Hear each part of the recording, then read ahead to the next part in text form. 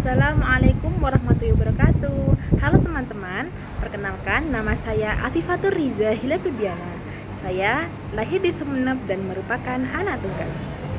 Berbicara tentang pengalaman hidup, setiap orang pasti memiliki pengalaman hidup, mau pengalaman hidup yang baik maupun buruk. Maka dari itu, izinkan saya untuk menceritakan pengalaman hidup saya. Ketika bersekolah TK dan SD, saya bersekolah di kampung halaman saya, yaitu Kabupaten Sumeneb. Tetapi sewaktu SMP dan SMA, orang tua saya meminta saya untuk mondok di pondok pesantren. Ya, tepatnya saya menimba ilmu keagamaan di pondok pesantren Nurul Islam Jember. Perjalanan dari Sumeneb ke Jember kira-kira membutuhkan waktu kurang lebih sekitar 12 jam. Hal tersebut cukup melelahkan untuk perjalanan yang cukup panjang. Ketika hendak memasuki pondok pesantren, banyak sekali kekhawatiran-kekhawatiran yang saya rasakan. Muncul begitu banyak pertanyaan-pertanyaan, seperti bagaimana saya bisa bangun jam 3 pagi, bagaimana saya makan, apakah lauknya enak, siapa yang akan menyiapkan segala kebutuhan saya. Pertanyaan-pertanyaan tersebut terus berputar-putar dan menghantui pikiran saya. Nyatanya, saat menginjakkan kaki di pondok pesantren, waktu itu saya masih kelas 1 MTS. Saya tidak kerasan, ingin rasanya kabur dari pondok. Saya ingat sekali kala itu, saya sering sakit-sakitan, punya teman hanya 1 atau 2, dan itu pun kami tidak begitu akrab. Makanannya tidak enak, nasinya sering bau dan keras. Lauknya pun hanya tahu tempe dengan kuah bening yang rasanya hambar. Kamar mandi selalu mengantri, apa-apa selalu mengantri. Hal-hal di atas tersebut membuat saya mengalami syok dan tidak kerasan. Saya sering ke Sumeneb, bisa dihitung saya pulang dalam 1 bulan bisa 1 kali atau 2 kali. Bayangkan seberapa lelah orang tua saya menghadapi anaknya yang ingin terus pulang dan tidak kerasan. Tetangga-tetangga sekitar rumah yang mendengar berita kalau saya tidak kerasan selalu bilang seperti ini ke orang tua saya. Sudahlah, boyong saja, anakmu tidak kerasan di pondok, kasihan. Tetapi dengan kegigihan dan kesabaran yang banyak, orang tua saya tetap teguh untuk terus memondokkan anaknya. Orang tua saya sering bilang gini, yang sabar ya nak, ini ujian dari Allah, Riza harus kuat. Selama 2 tahun mondok, saya sering tidak kerasan dan sakit-sakitan, dan membuat saya sering pulang ke rumah. Hal tersebut terus terjadi selama 2 tahun. Barulah ketika saya naik kelas 3 MTS, saya bisa kerasan dan tidak pulang lagi. Alhamdulillah. Nah, ketika SMA, saya mulai membangun interaksi yang lebih baik dengan orang-orang sekitar. Saat kelas 1 MA, saya direkrut menjadi pengurus di pondok. Tentu hal ini menjadi kesempatan saya agar mudah bersosialisasi dengan orang banyak. Saya ambil tawaran tersebut.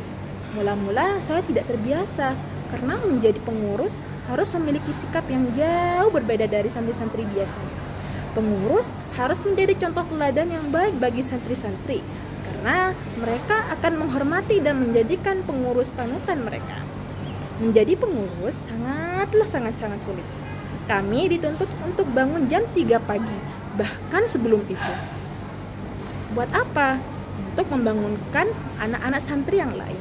Juga kami mempunyai tugas merawat anak-anak sakit, yang otomatis membuat kami harus jarang sakit. Mengontrol dan menjaga anak-anak untuk tidak melanggar aturan yang ada di pondok, dan banyak sekali tanggung jawab yang harus kami pikul.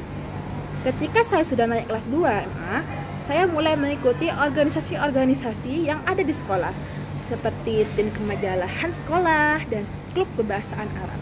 Dengan mengikuti tim kemajalahan, saya mulai bisa sedikit demi sedikit membuat artikel, belajar lebih mendalam tentang kebahasaan, dan masih banyak lagi. Memasuki kenaikan kelas 3, saya diamanahi untuk menjadi ketua pengurus pondok. Hal tersebut membuat saya memiliki beban dan tanggung jawab yang lebih besar lagi. Bagaimana saya bisa mengoordinir para pengurus yang lain jika mereka membuat salah? Bagaimana saya bisa menjaga para santri-santri lainnya? Dan masih banyak lagi kekhawatiran-kekhawatiran yang saya miliki.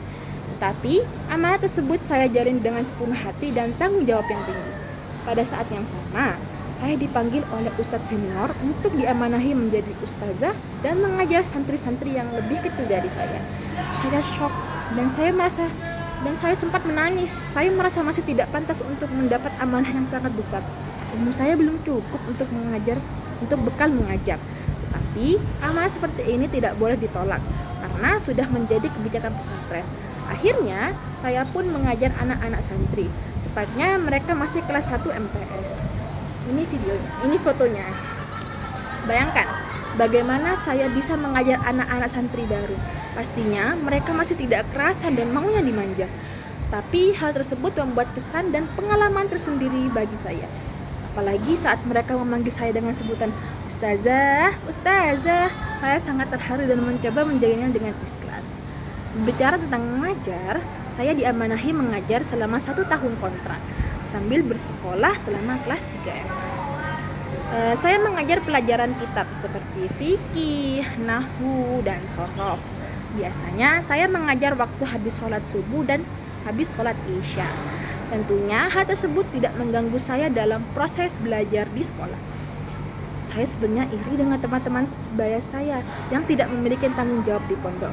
Mereka bisa makan dengan teratur, tidur yang cukup, dan waktu boyongan atau lulusan pada bulan Maret lalu, mereka semuanya santri kelas 3 itu pulang semua. Tetapi karena kami memiliki tanggungan 1 tahun kontrak, jadi kami tidak pulang. Jadi kami masih memiliki tanggungan kontrak 3 bulan lagi. Dan ustadzah seperti kami tidak pulang selama 3 bulan dan menetap di pondok.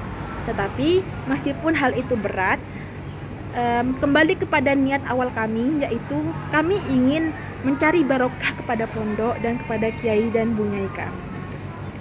Nah, untuk teman-teman, terima kasih sudah menonton video saya, dan untuk semoga kalian semua sehat-sehat selalu, dan terima kasih. Bye bye. Wassalamualaikum warahmatullahi wabarakatuh. Sarangyo, annyeong.